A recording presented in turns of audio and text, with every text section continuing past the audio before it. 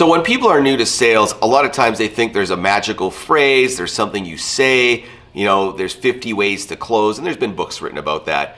The reality is those are old and tired techniques. There are no 50 ways to close that work every time. There is no magic phrase.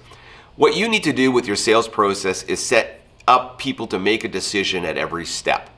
We typically call that using an upfront contract to say, hey, at the end of the meeting, Bob, if you're comfortable, if we're not a fit, let me know. That's okay. If we are a fit, the next thing we're going to do together is have another meeting, sign a contract. But what I'm doing at the start of my meeting is setting them up to give me a decision at the end of the meeting. Every meeting and interaction you have with a client should be setting up for a decision based on a timeline, a series of events. If you're not doing that, it's much more difficult to close, right? No surprises. Make sure you set out your expectations with the people you're meeting with, and your close ratio is going to go up simply because you're asking people for decisions.